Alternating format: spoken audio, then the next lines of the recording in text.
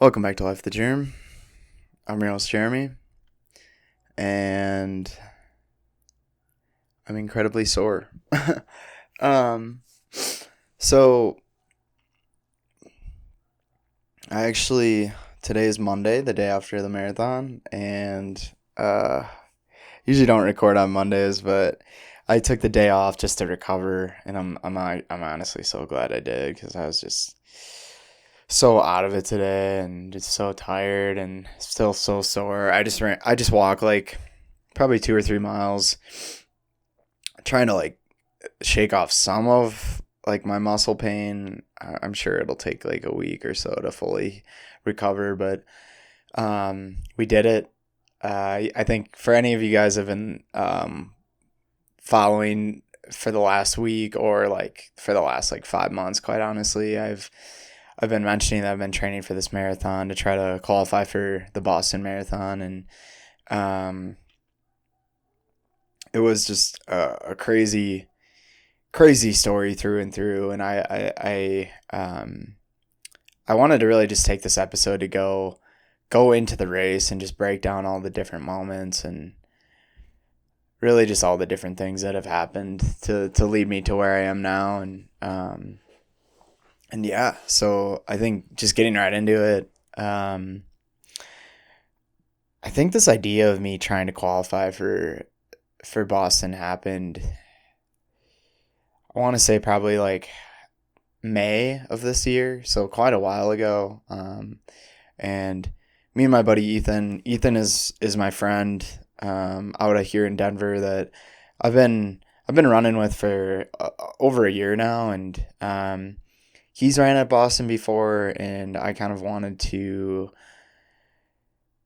He runs really fast marathons, so I was kind of, he always wanted to like coach someone, and there's kind of historical reference for this that my first marathon I did in 2021 tried to qualify like my first marathon ever, which I it's been done before. People do it in their first marathons, but for a number of reasons, I really don't recommend you trying to do that unless you're really, really physically just there. But it's really hard to do the first time straight out of the jump. And I just took the training really foolishly. I ran like 20 miles a week, ran it and like bonked at like 18. Bonking just means like you kind of cramp or like run out of energy and you just kind of stop. And I just got really close to cramping. So I had to like walk around the last 8 miles. It was just painful. Barely got under 4 hours. So over an hour above what you need for Boston, like not even close. And Ethan wanted to coach someone. And after that marathon, I told myself like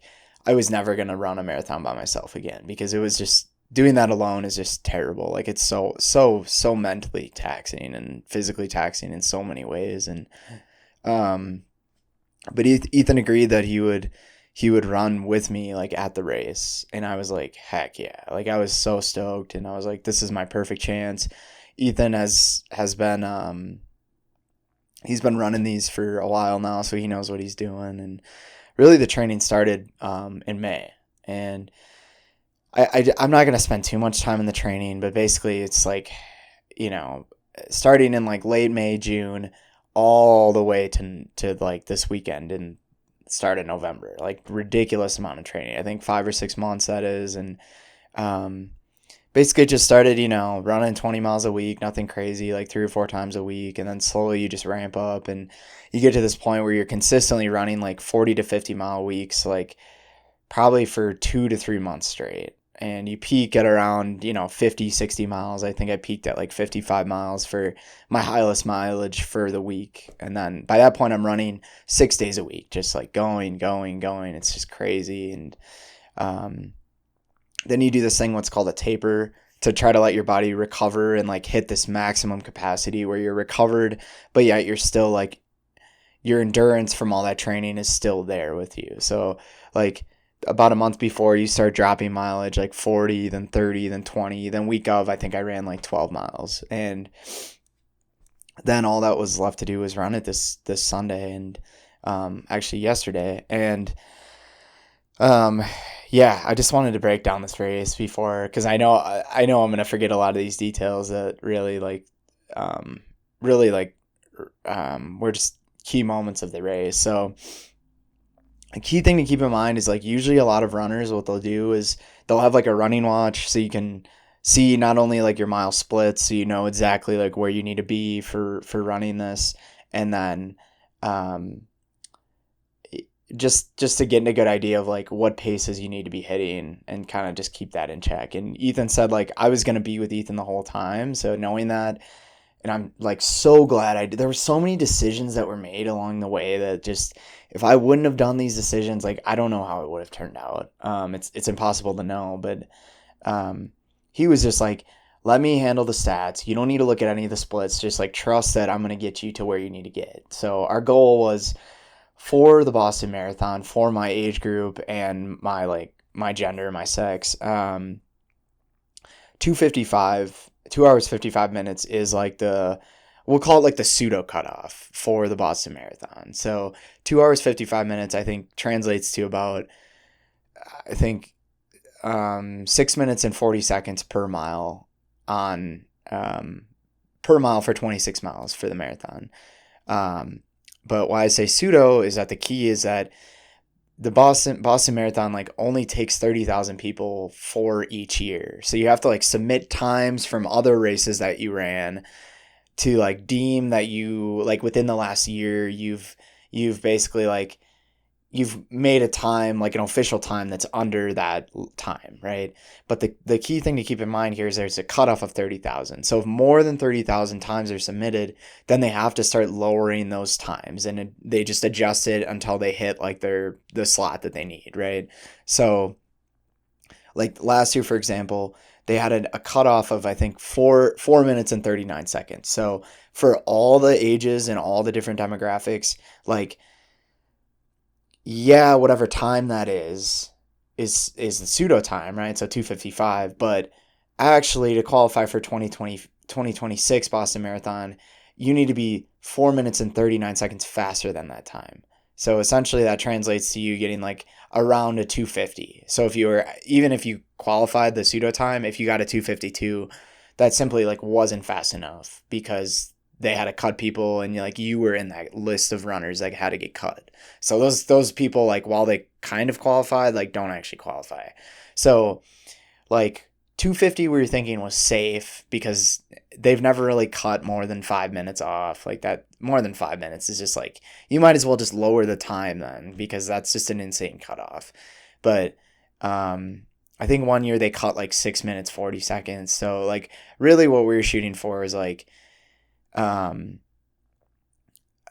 what I really wanted, and also what I thought I was capable of, was a 2 hours 47 minutes, and that was like the goal time. My buddy had just ran that like earlier, shout out Reed, and I was trying to beat him, so he ran like a 2:47:15, and I was like, I'm gonna try to go for sub 2:47 and just like see if I can get that.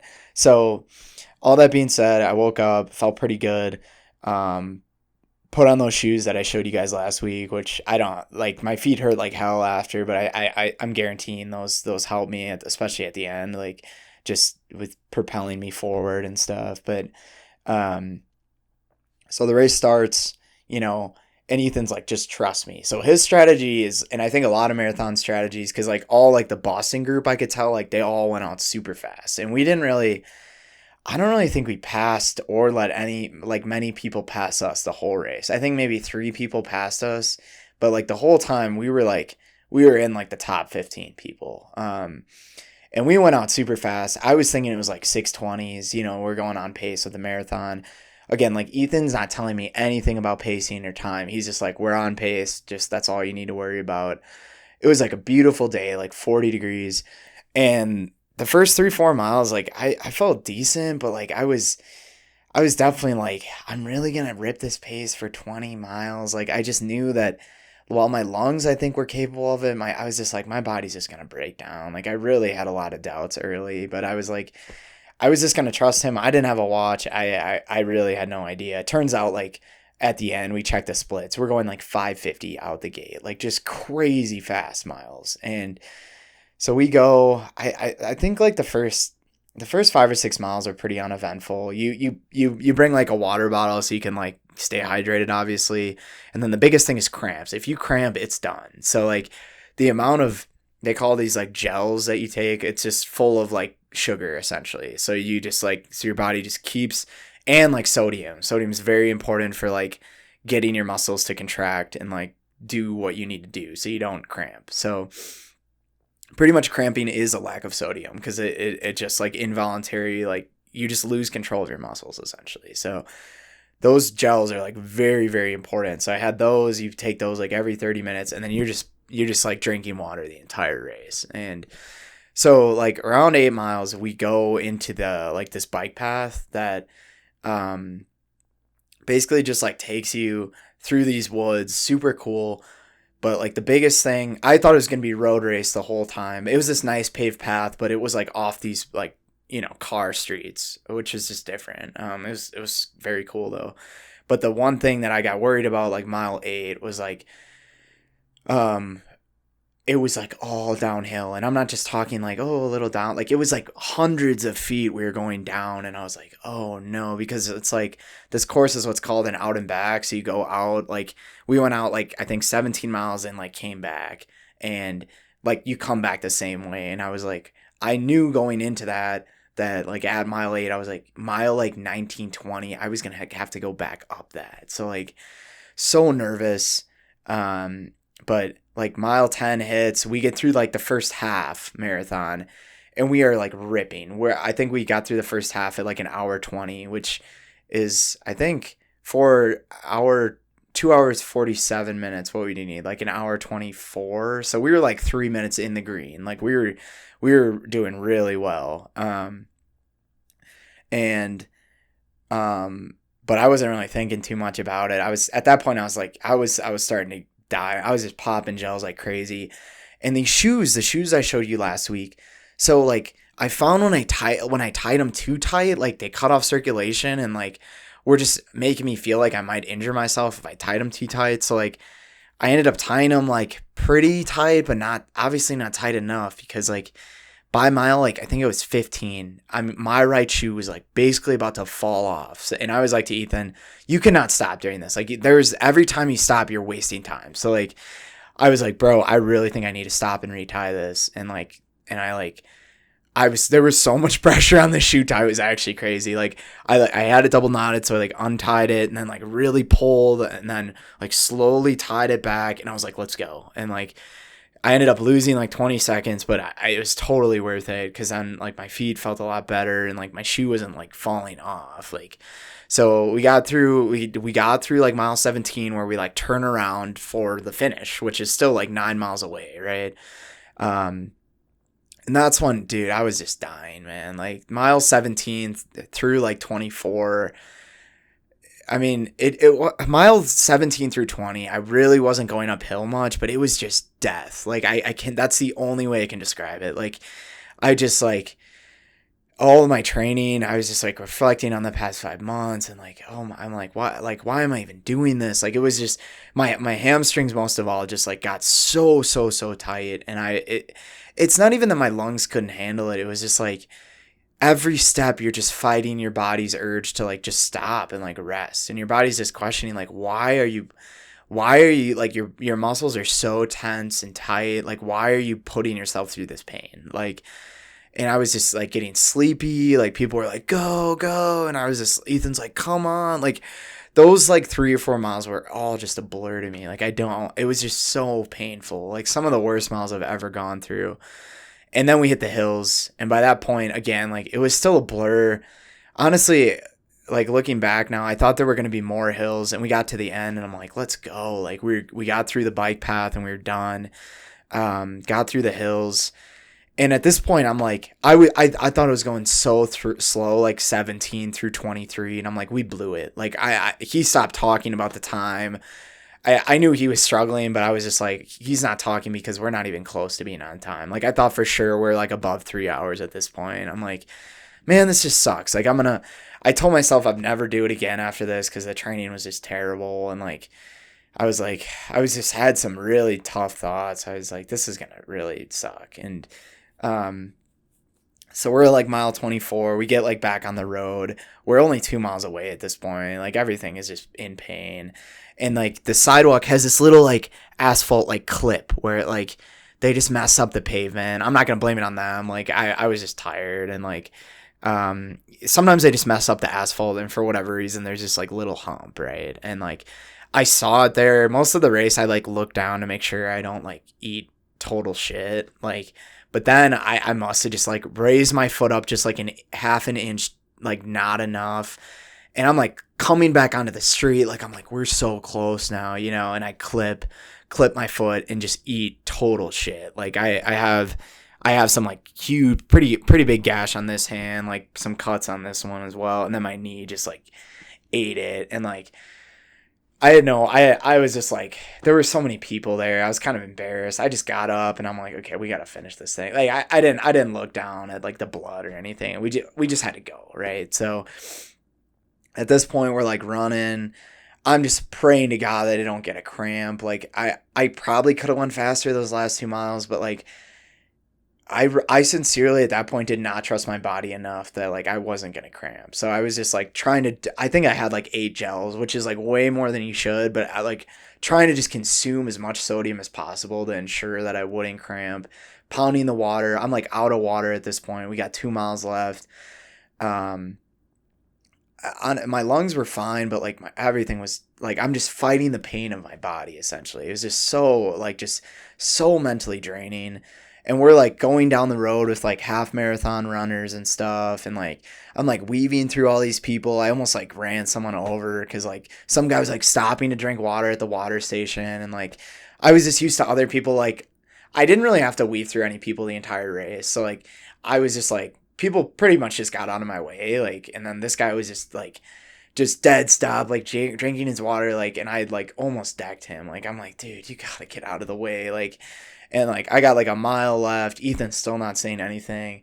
And like honestly, the mile 25 went by pretty quick. Like, cause I just knew, I was like, there's a mile left. Like I'm almost done. And then I like rounded the corner at like 26, and like marathon's 26.2. And I round the corner. Ethan's like pulling away at this point, and like I'm like, there's no way I'm keeping up with him. Like, and I look at the time and it's like 2:47:15, and I'm like 150 meters away from the finish, and I'm just like, oh my God, like I'm about to qualify for the Boston Marathon, and I'm just like, go. At that point, my goal is just under 2:48 because I saw the time.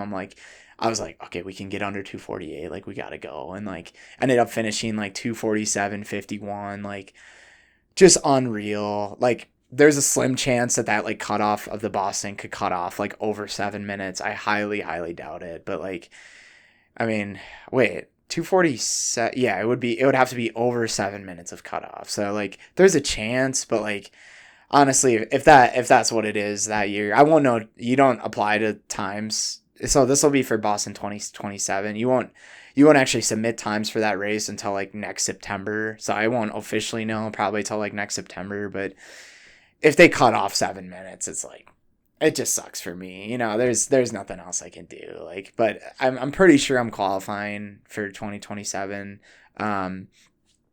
Just no words. Like, my biggest of all, like, there were so many people that helped me go on all these rounds, but just Ethan, like, I could not have paced that race. I could not have done the training, like, know what to train, and like just all like majority of like all that race goes to him, man. Like, I'm just at a loss for words. Like, the fact that I was able to do that, and like my time, my goal, my like dream time was under 2:47, which like I missed by like less than him. I missed by 51 seconds. Like, I couldn't have asked for anything better. Like, it was perfect. Like, everything really, truly, those 5 months all had to culminate, and those 3 hours all had to culminate into just a perfect race. So when I went on that walk today, like, I got so many texts from all my friends and family, like, you did such a good job. Like, you know, my dad was like texting every mile, because there's like live tracking. Like, he wasn't unfortunately able to make it, but there was like live tracking where you could see like all like my kind of my GPS location, like every step of the way. And like, you know, he was just so proud of me. Obviously, my whole family and all my friends were like just unreal. Like, and honestly, just having time to reflect on this, I think if there were to be like wisdom, there's so much wisdom to be gained from this race, I think. But like one of the biggest things is, and I think the biggest that I was thinking a lot about on this walk tonight was just really reflecting on what it means to like sacrifice yourself for something. And in this case, you know, it can be for a person or something, but I think more importantly, like reflecting on the sacrifice that's required to meet a goal, any goal that you might have. And all I have to say is that what I've come to realize is that any goal that you set for yourself, what I've gained wisdom in from doing this is that like before you even set the goal, because for me, like setting a goal that I know I'm not going to achieve is like quite honestly the dumbest thing ever. Like, so like knowing that I'm going to set a goal to do something, I want to ensure that like I'm going to be able to do it, and I'm going to invest like all I have into it. Right.